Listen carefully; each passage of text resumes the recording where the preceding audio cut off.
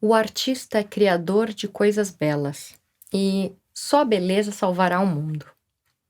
Essas duas informações, de autores distintos, quando colocadas em sequência, sentenciam que está nas mãos do artista ao menos uma boa parcela da responsabilidade por salvar o mundo. Diante da beleza, pouca coisa nos resta a fazer senão parar e admirá-la. E numa sociedade que valoriza tanto o movimento, que acelera e pede pressa, talvez não haja atitude mais transgressora do que a pausa para a contemplação do que é belo. E sim, os artistas têm uma grande responsabilidade, pois enquanto houver tempo para apreciar as coisas belas, haverá esperança no mundo. Tá no ar, Tagarela.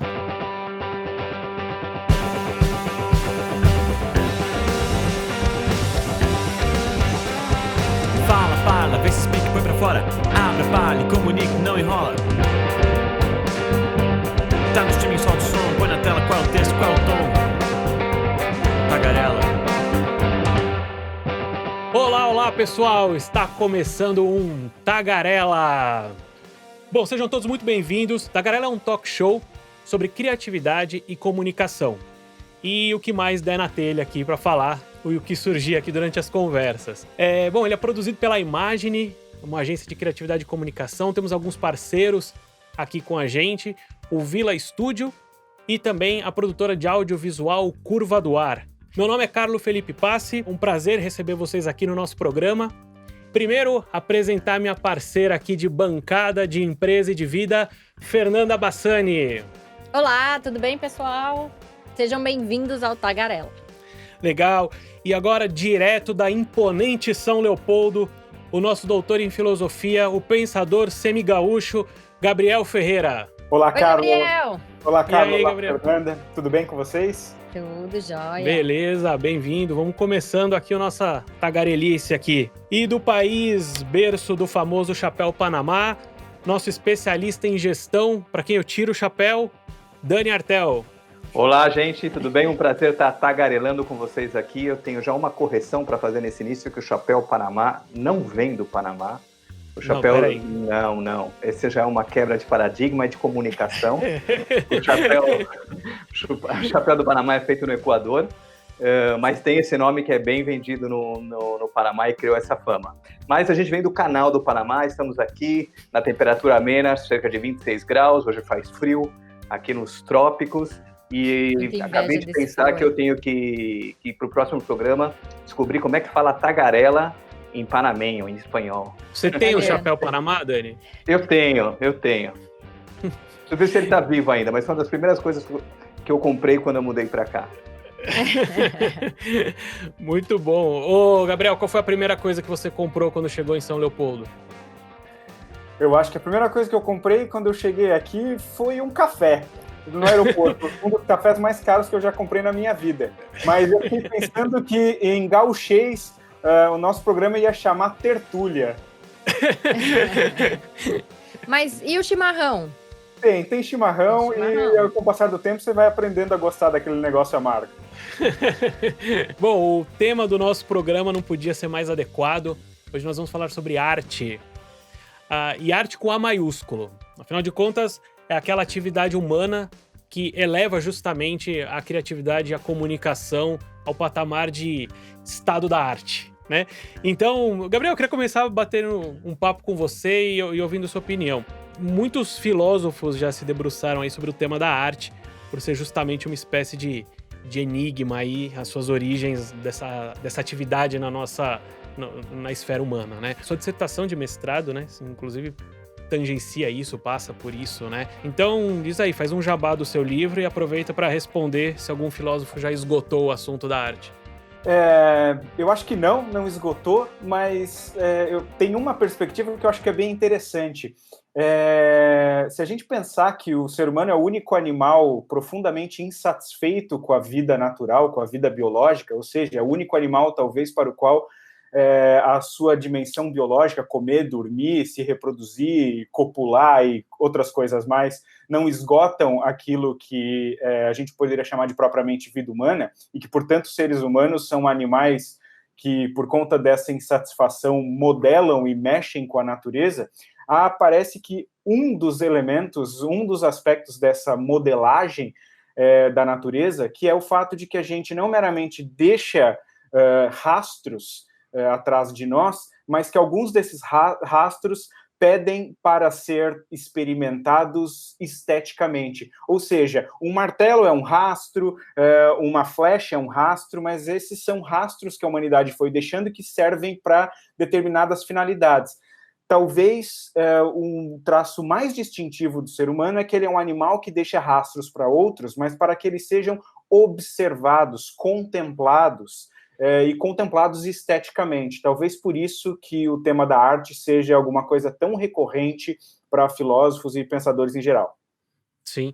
O Roger Scruton, inclusive, né, no livro dele, Beleza, fala que a arte, ela não é só o que é o belo, né? Porque você tem nas obras de arte, mas você tem atitudes que são belas, você tem uma paisagem que é bela, você tem sentimentos belos, você ideias tem belas, né? matemáticas belas, né? Você Exato. tem teoremas belos, ou seja, há o fato de que, inclusive, nós podemos experimentar esteticamente até coisas tão desprovidas, por exemplo, de materialidade, como um teorema, ou como uma demonstração matemática, ou como uma ideia. E esse talvez seja um dos aspectos mais interessantes para pensar a nossa relação com a estética.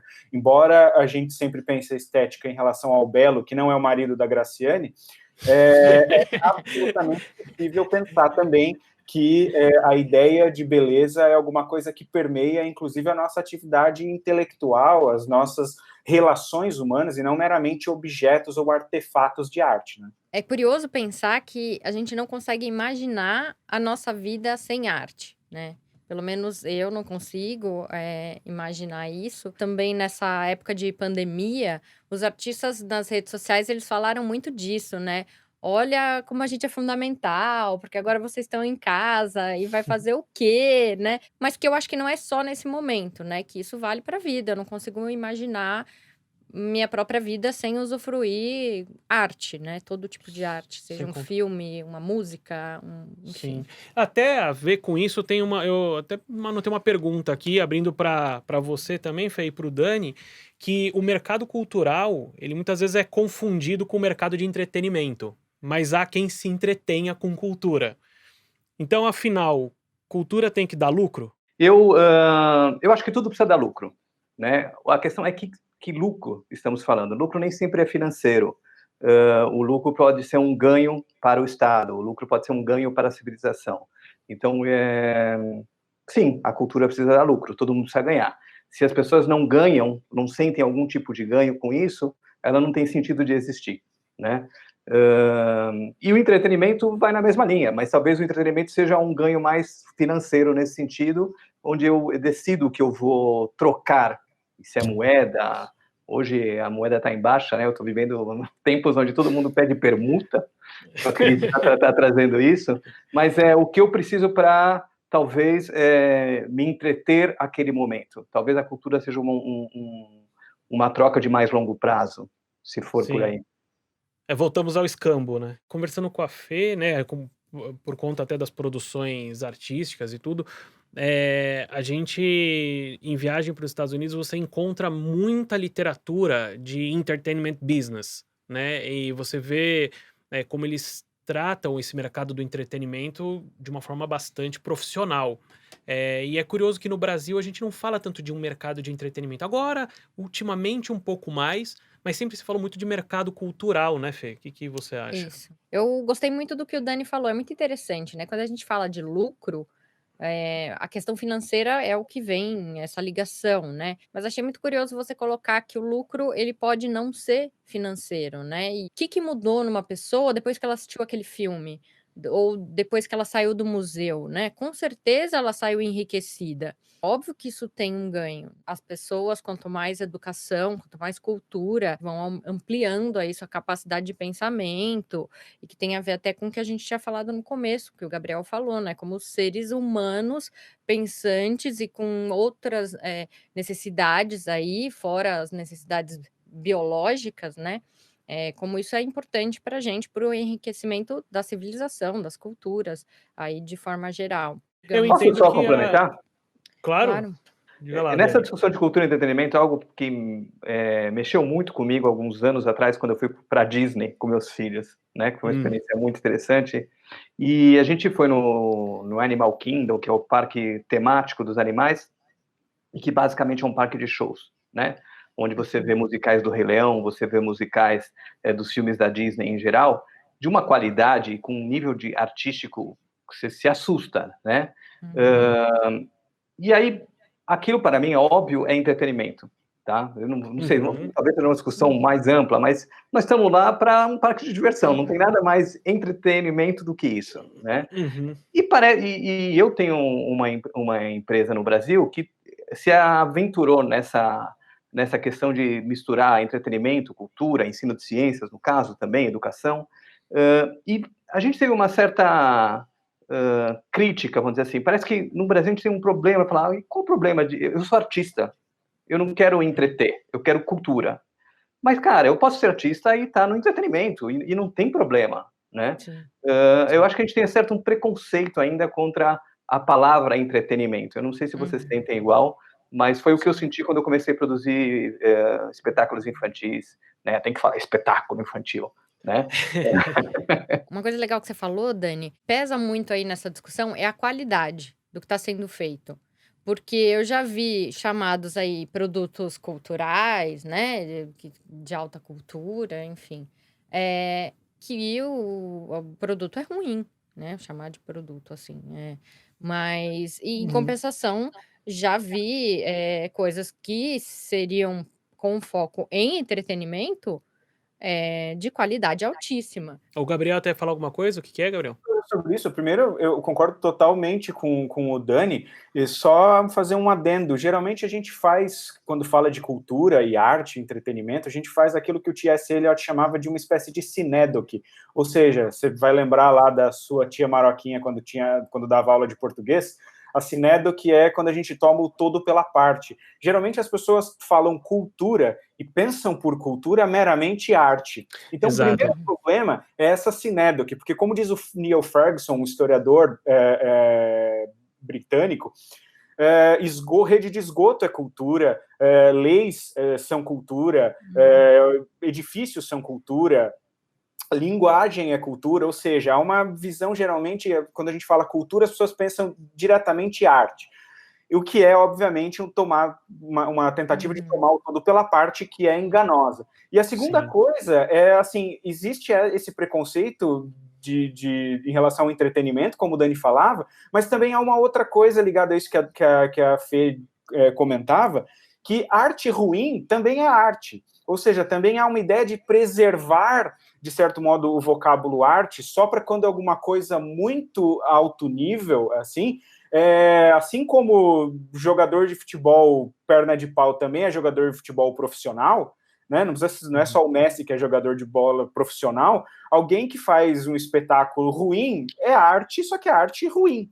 Né? Então, ou seja, a ideia também o uso desses vocábulos, assim, há uma flutuação semântica bem mal feita, né? Em que cultura é só quando é arte boa, né? E, portanto, aí não pode ser entretenimento, como o Dani falava, que é uma bobagem, né? E também de que a gente geralmente pensa cultura identificado com arte, o que, de novo, faz com que a gente não consiga, de certo modo, conectar arte com os outros artefatos da cultura, ou seja, com rede de esgoto, com aspectos civilizacionais, com leis, com edifícios e assim por diante. Por isso que, geralmente, depois as pessoas falam que a cultura não é tão importante, elas geralmente estão pensando em arte, e nem se dão conta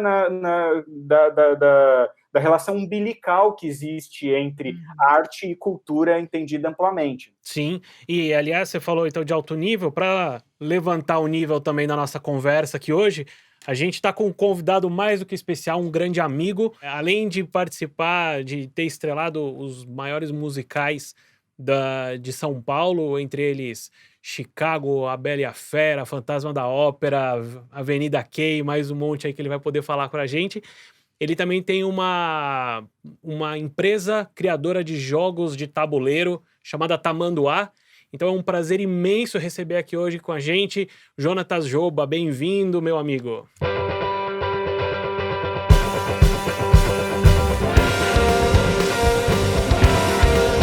Aí, pessoal! Tagarela! Muito bom, hein? Dani e Gabriel, muito bom, hein? Ó, eu tava ouvindo aqui vocês batendo papo e acho que eu já posso ir.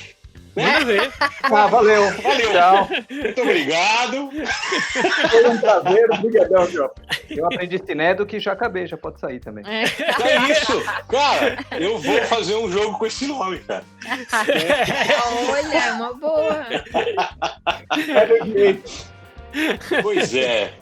Pessoal, primeiro, obrigado pelo chamado. Fico feliz, muito honrado. E, pessoal, vou pegar o bonde andando e já vou meter bronca, pode ser? Senta Manda na ver. Janelinha, já Maravilha. dá tchauzinho. No meu caso, é uma janelona, saída de emergência, né? Então, quando você falou um grande ator, isso é uma obviedade, né, cara? Aos 120 quilos, inevitavelmente, somos grandes, né? E aí... e aí tem coisas bem importantes que eu já ouvi de vocês todos aí, que é uma questão de tomar o todo pela parte, é o que mais me chama a atenção, Gabriel. Eu trabalho com arte e trabalho com entretenimento.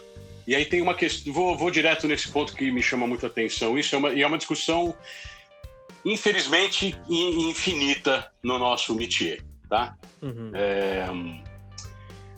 Eu sou do teatro de grupo. Eu faço teatro há 33 anos. Eu comecei com 15 anos, eu ganhei meu primeiro dinheiro ruim, mas ganhei. Assim como ator ruim também é ator, dinheiro ruim também é salário, né? Não é? Eu acho que eu mal pagava a minha condução, mas eu tinha 15 anos de idade, trabalhava à noite no saudoso e extinto Aeroanta. Vejam vocês. Uau! E aí eu fiz o primeiro espetáculo do Marcelo Rubens Paiva, que era 525 linhas, com a direção de Ricardo Carman, que tinha acabado de sair lá do grupo do Ulisses Cruz, tinha passado também pelo Antunes, e ele montou um grupo que se chamava Subsolo 4, pois ensaiavam no quarto subsolo de um predinho comercial lá no Sumaré. Mas aí eu trabalhei, eu tinha 15 anos, eu já fazia teatro amador, e aí o meu mestre, Yunis, ele era integrante do grupo e me chamaram para operar o som, porque eu sempre fui também de botõezinhos e musiquinhas. Né? Sempre gostei dessas coisas todas, muito Atari na minha pré-adolescência. E aí eu comecei a trabalhar e me deparei com esse teatro que a gente fala aí a arte, não pode ser entretenimento. Eu passei anos nesse lugar. Até no começo desse século, em 2001, entrar no elenco de A Bela e a Fera e me deparar com outro nível absoluto em termos profissionais de trabalho. E aí é que a coisa se bate uma na outra, né? No sentido de a mão de obra é artística e o resultado é o entretenimento. É aí que todo mundo capota, um cai em cima do outro, ninguém mais sabe o que está acontecendo. Uhum. Porque a exigência da nossa mão de obra é artística. Mas o resultado do nosso trabalho é o que a gente chama de entretenimento e, infelizmente, a gente entende isso como menor. Sim, sim. Né? A gente acha que o entretenimento é menor. A gente está falando aqui de lucro, né, Dani? Do lucro do ganho, do meu ganho na troca. Eu vou lá e ponho uma grana porque eu quero sair de lá feliz. Esse é meu lucro. Sim. Né? Aliás, a gente fala dessa coisa mais aprofundada da arte, mas as pessoas gastam mais dinheiro no entretenimento, porque ela tem o resultado mais imediato e principalmente mais certeiro. Porque quando eu crio, mesmo que um produto artístico, mas a partir do ponto de vista de entretenimento, eu faço esse trabalho diretamente para quem vai me assistir.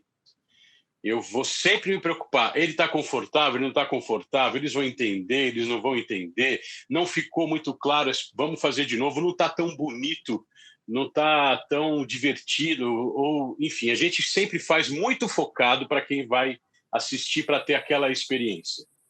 E quando a gente faz a arte, a gente se posiciona pessoalmente. E às vezes meu posicionamento pessoal artístico é uma merda para vocês, desculpe o linguajar. Sim. É um horror. Você fala, Sim. mano, o que esse cara tá fazendo, velho? Sim. Né? Então, essa é uma questão. Fala você, Calito, senão eu não paro nunca mais. Você comentou isso, eu acho interessante a questão do processo, né? A questão da criação, né, de um produto artístico, de que forma ela se assemelha com a criação de outras coisas, né, Fê? Isso é uma coisa que eu queria te perguntar agora, Juba. Que é assim, o seu currículo é maravilhoso, né? Então, além de o papel couché. além de todos esses grandes musicais, porque a gente está falando mesmo, né, dos maiores musicais aí, Sim. famosos, e Broadway e tudo.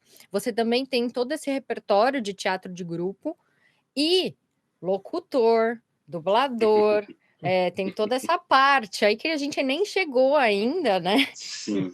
E o que o Carlos comentou no começo aqui do Tagarela, que é o seu trabalho como desenvolvedor de jogos, né? Porque você tem uma empresa que é a Tamanduá Jogos, e você cria jogos de tabuleiro, né? Nessa nova leva aí de jogos de tabuleiro modernos, né? Que veio com essa onda nerd moderna, mas ela se espalhou, né? E contaminou todo mundo, graças a Deus, Sim. né? Todo mundo ficou assim, bem curioso para conhecer esses novos jogos de tabuleiro. Aí eu queria saber do processo.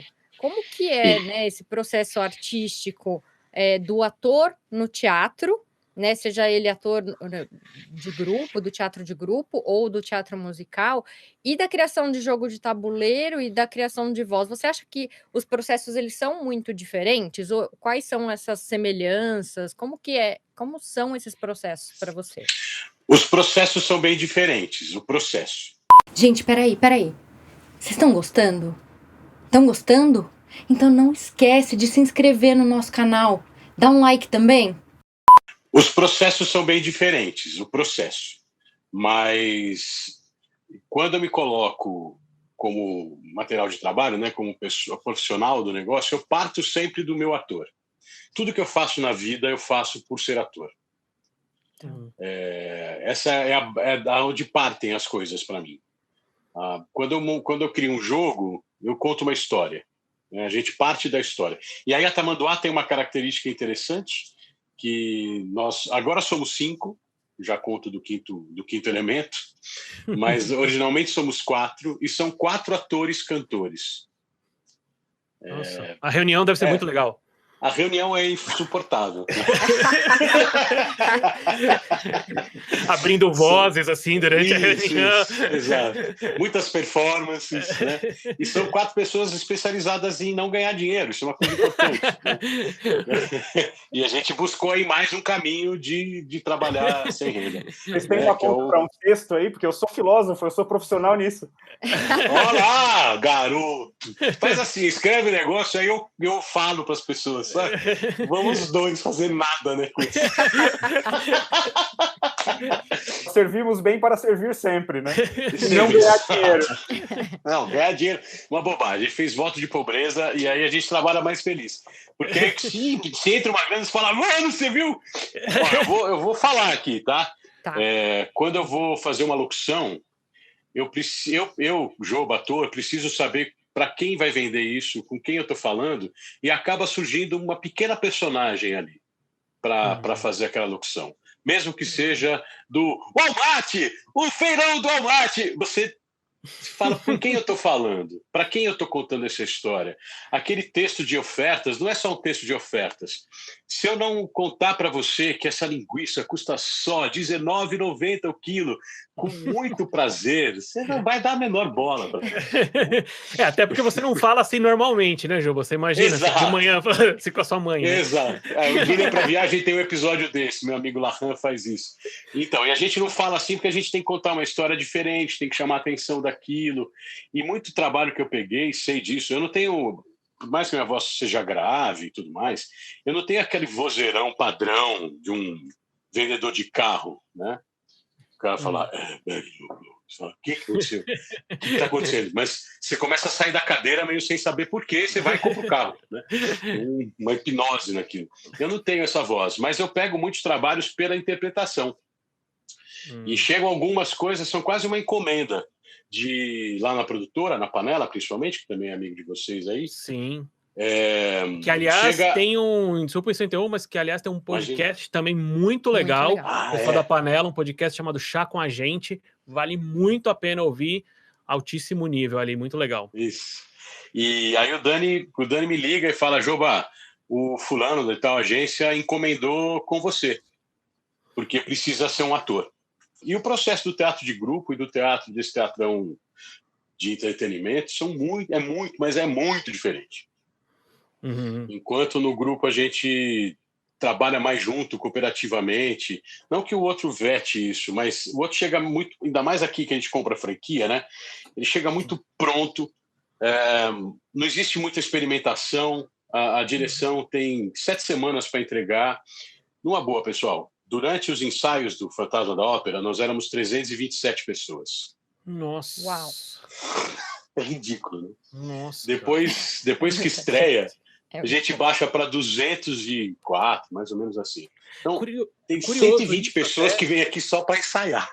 Que loucura, né? Não, e acho que isso até tem um ponto interessante, até vou ativar o Dani aqui. Vai lá. Agora, porque uma coisa que eu acho curioso, você falar de 300 pessoas, 350 pessoas, é uma empresa já de um porte muito considerável, e pensar que isso é uma empresa que vai durar ali, às vezes, 2 meses de ensaio, 4 meses de temporada e acabou. Né? Você monta uma empresa desse tamanho para durar 6 meses, às vezes. Esse é o ponto, mas esse é um ponto, Calito, antes do Dani. Não é 6 meses, brother. Os caras ficam em cartaz 20 anos. É aí que a gente falha. Sim, tá? Sim. Aí vamos entrar nesse assunto depois em termos de mercado. É aí que a gente copia mal. Manda brasa aí, Dani. O que você acha aí, Dani? Não, eu vejo isso também como um projeto. Eu sempre enxerguei essas franquias como grandes projetos. O Projeto Brasil, ele dura X tempo, mas eles estão ao mesmo tempo, é um time. E essa acho que é a questão do entretenimento e da arte e quanto vai dessa discussão. E aí eu remonto ao Disney, né? Aqueles artistas de altíssimo nível que eu vi lá, que cara entra cantando, com presença, com tudo, como se ele tivesse na Broadway, ou como se ele tivesse em Hollywood, não sei aonde. Cara, ele faz um show de 20 minutos, meia hora, a gente sai, entra outra galera. São filas e filas e filas. Então, assim, é um processo industrial, empresarial. Eu não sei qual que é o revezamento que eles têm, mas tem uma diferença de como eu enxergo o meu recurso humano a trabalho de algo. Né? Então, eu vejo muito, também trabalhei nos 2 setores, então a gente como artista, eu ia fazer entre aspas, não vou fazer, porque tem artista ruim também, agora eu aprendi, eu era artista ruim. Então, assim, eu fazia arte ruim.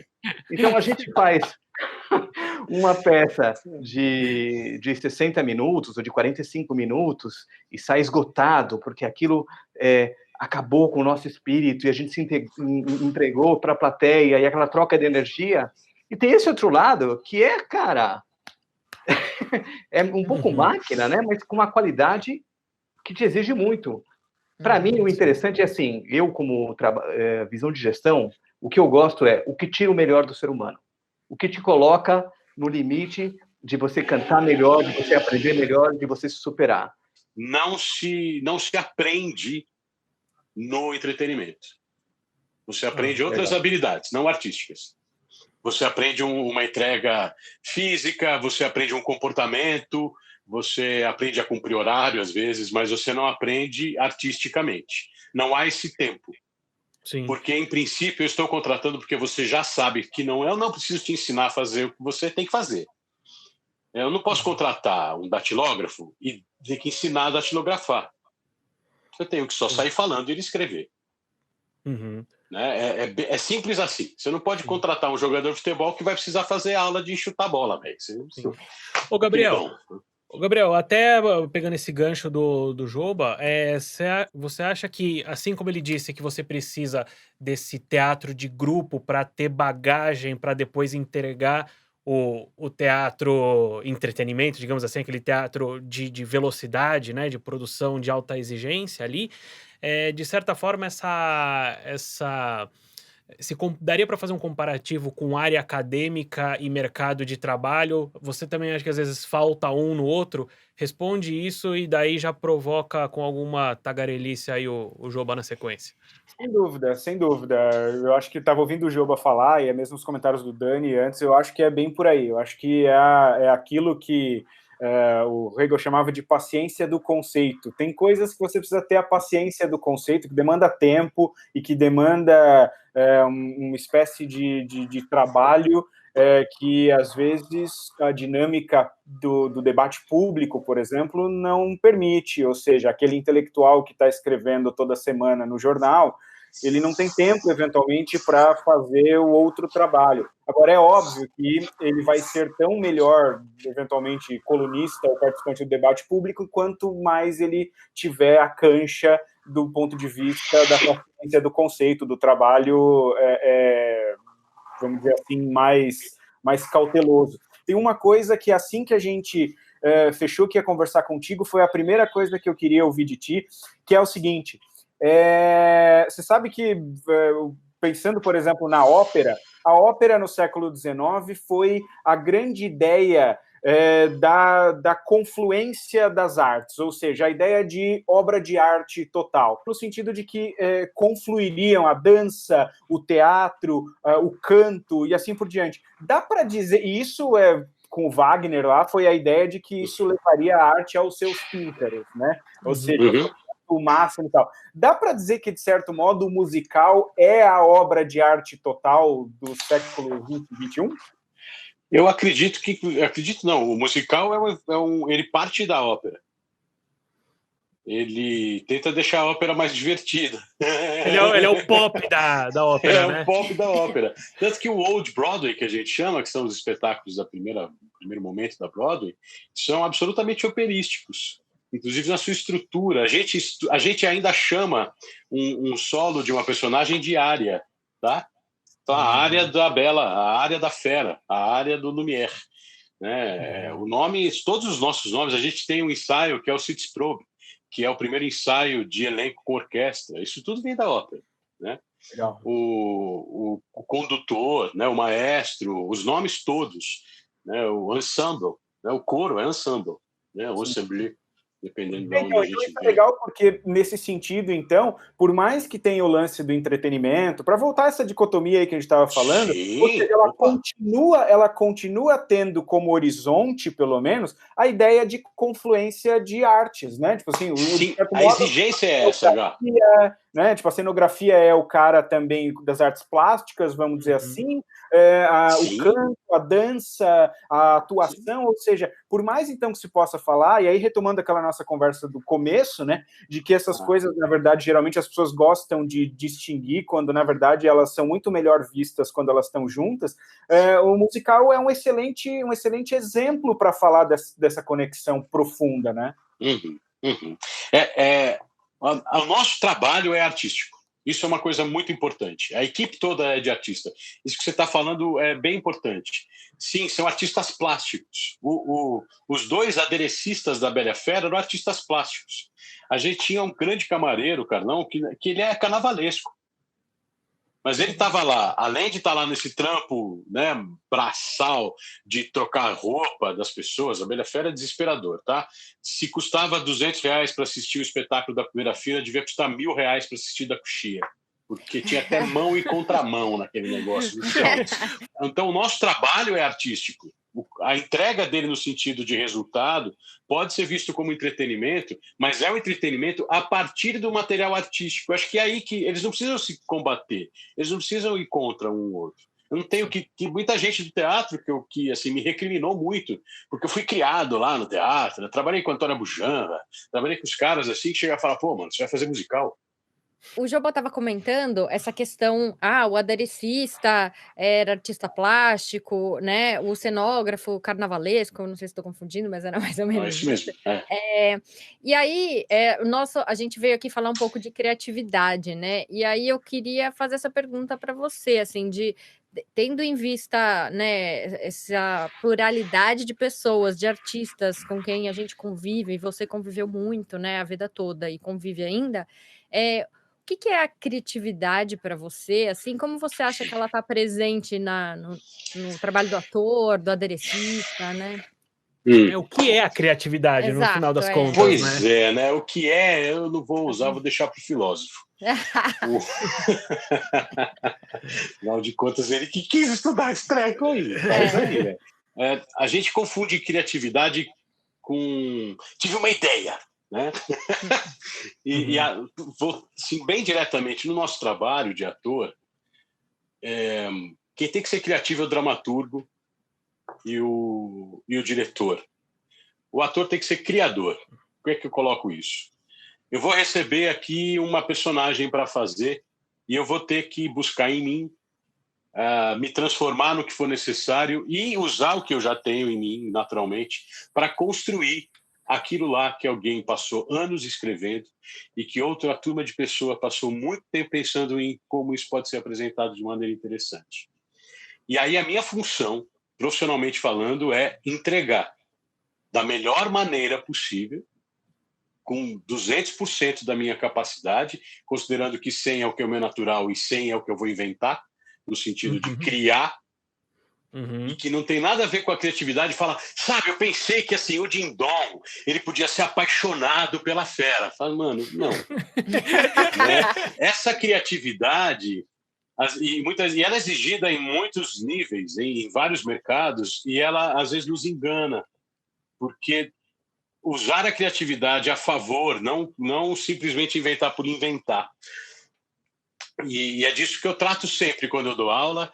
Ultimamente, me chamaram algumas vezes, mas a pandemia evitou, para falar sobre isso em outra faculdade de administração, porque está se exigindo de tudo que é lugar que a pessoa seja criativa. Sim. E ninguém faz a menor ideia do que isso significa.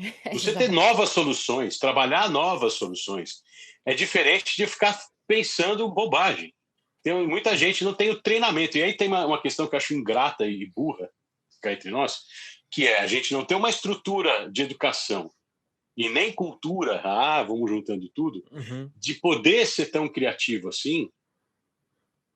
A gente não é estimulado na escola, a gente é vetado quando criança tem uma vontade qualquer. Ser artista, gente, é quase sair do armário.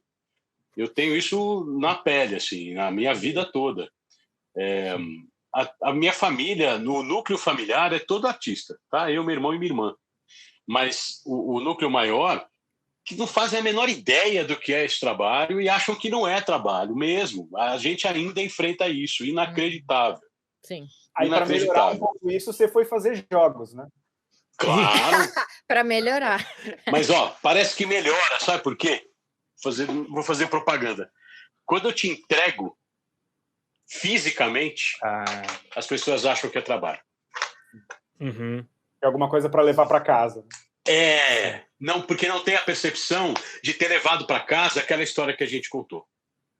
E às vezes não é só não ter a percepção, realmente não se criou a sensibilidade, porque a gente tem uma vida muito vender almoço para comprar janta, e aí é um assunto para um outro, tagarela, que a gente fica duro para isso. A gente não recebe bem isso. Ou isso vai embora muito rápido, ou isso me perturba, porque me tirou do meu conforto. Por isso o entretenimento vence. Por isso que a gente acha caro pagar R$40 para assistir um espetáculo de teatro da grande arte e paga 350 pau para assistir o Cirque du Soleil. E não percebe que aquele moçada lá do Cirque du Soleil é o mesmo cara que vai fazer aquele espetáculo. Mas eu falo, agora sim o quê? Né? O que é que lá não tem? Lá não tem, talvez, o alívio. Né? O entretenimento tem um pouco disso, por isso que talvez ele seja considerado menor, porque ele alivia, ele te conforta.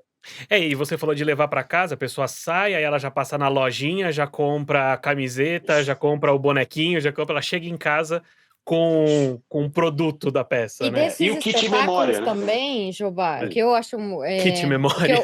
que a gente até conversou bastante, eu e o Carlos, sobre isso. Hum. Existem hoje meio que os espetáculos ou o nível de cultura, digamos assim, obrigatório. Então, você assim, como que você foi para Nova York e não assistiu Broadway, né? As pessoas perguntam qual espetáculo da Broadway você assistiu? Eu Que e a não se espetáculo você você assistiu. assistiu? Não, eu e a Fê, a Então, gente passou um mês em Nova York e todo mundo perguntava, mas que espetáculo da Broadway que você assistiu? A gente falou, nenhum. Vocês não foram no teatro? Fomos. A gente assistiu umas 10 peças em Nova York, Isso. mas a gente não foi na Broadway.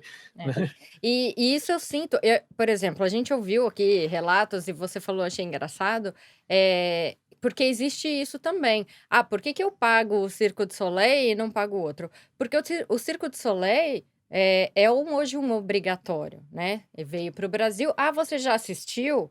E eu já ouvi, tipo, eu assisti, de verdade, achei chato. Já ouvi Uhum. isso, entendeu? Mas por que que você foi? E a pessoa às vezes E vai de novo.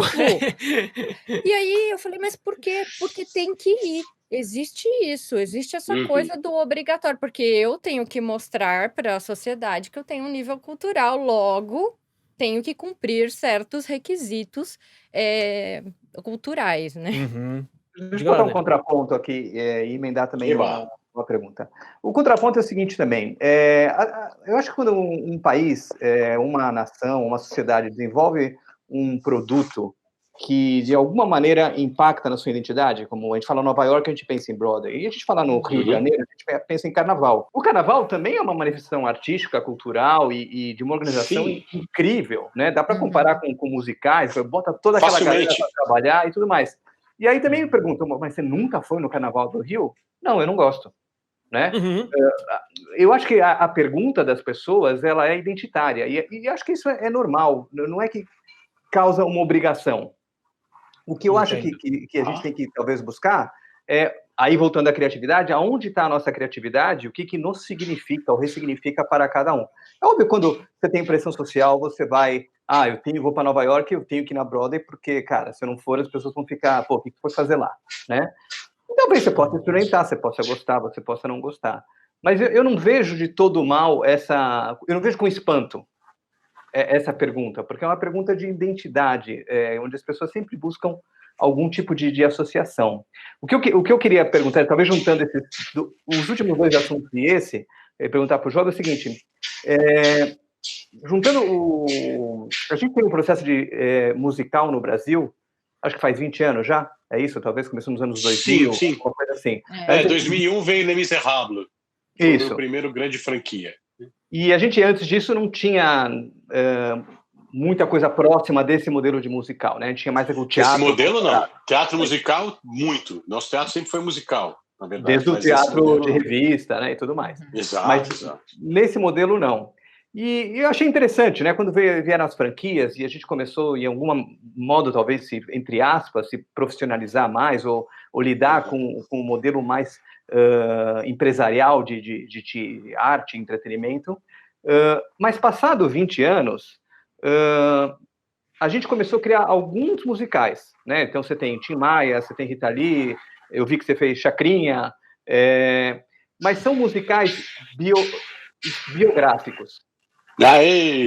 A gente não conseguiu ainda passar por um estágio onde a gente vai contratar roteiristas, compositores e contar as nossas próprias histórias para elas também virarem franquias.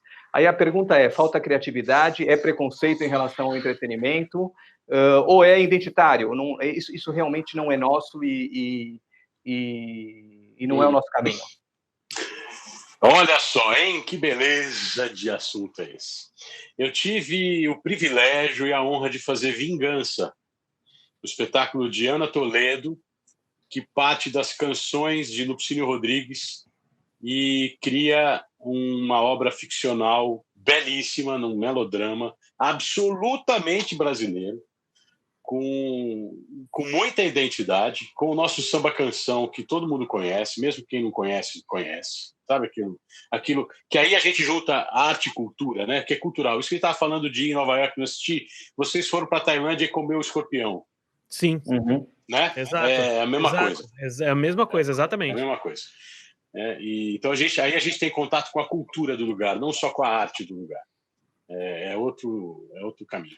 E aí volta justamente nessa questão de que entretenimento está dentro da cultura, né? Aquilo que o Gabriel falava. Mas aí, meu brother, é o seguinte: o que está inibindo o desenvolvimento do teatro musical nacional mais identitário, aí, com mais identidade, é o mercado. É o mercado do Brasil que tem o triste hábito de só apostar no cavalo que já ganhou. Pelo preconceito do mercado. Não se põe dinheiro. Tem um monte de gente escrevendo, Dani. Mas é um monte.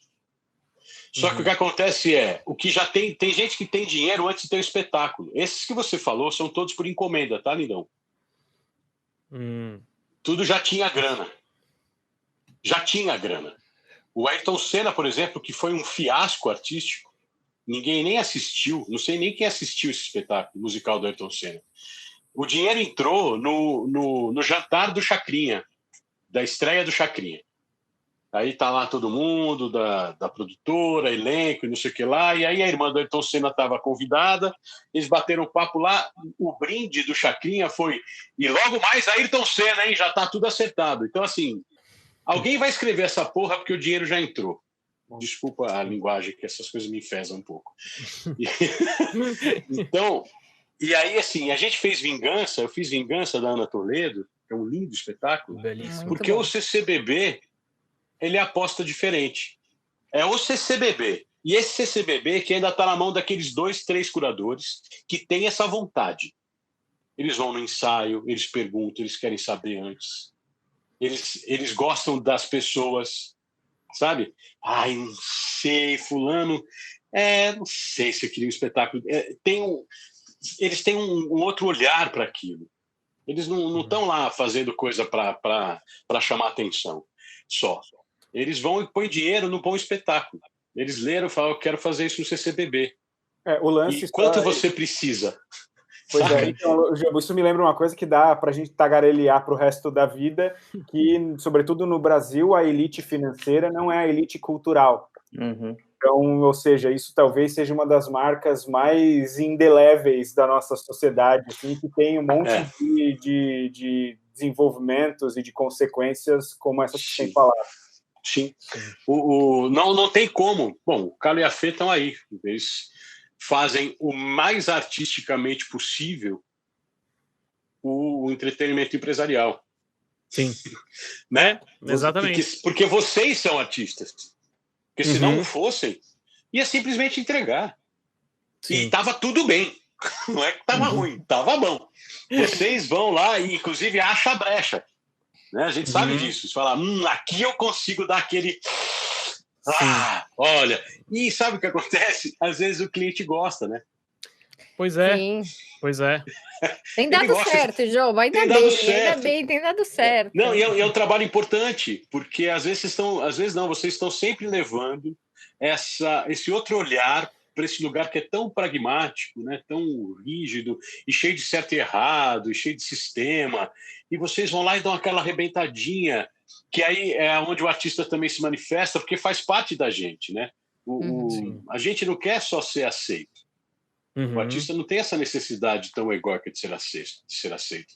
Ele gosta de provocar. Nós somos provocadores.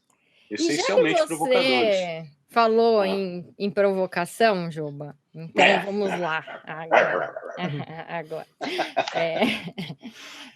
Juba, aqui, né? Estamos aqui no Tagarela e sendo um talk show, né? A gente bebe, obviamente, em algumas fontes aí, né? E como você disse, né? Temos esse DNA artístico, né? Então, como disse o Austin Kleon, roube como um artista, né? E aí, exato. E Tendo isso em mente, então mantendo a tradição do saudoso Abu Janra, né? Você falou aí, vou fazer uma provocação então também. Queria aqui fixar a nossa pergunta para você. E aí eu queria saber, Joba, de você, o que muda o mundo? A percepção do outro. Me colocar no lugar do outro. Isso muda o mundo. Quando eu saio do meu mundo e vou pro seu, inevitavelmente eu mudo o mundo. Muito bom. Querido, foi um prazer gigantesco. Acabou? Preciso fazer amanhã. Joba, muito obrigado mesmo. Fiquei muito Eu que agradeço. de receber Tem você assunto, aqui, hein? Varela. Sem dúvida, meu querido, foi muito especial ter você como nosso convidado nessa empreitada nossa tão importante pra gente nesse momento. É muito Tá especial bom? para mim também. Muito obrigado. Beijo! Até mais, pessoal. Até mais. Tchau, Valeu! tchau. E esse foi o Tagarela. Obrigado por estar aqui com a gente. Acompanha o nosso programa lá no YouTube. Se inscreve no canal para dar aquela força. A gente também tem a versão em podcast no Deezer e no Spotify. Vem tagarelar sempre com a gente. Valeu!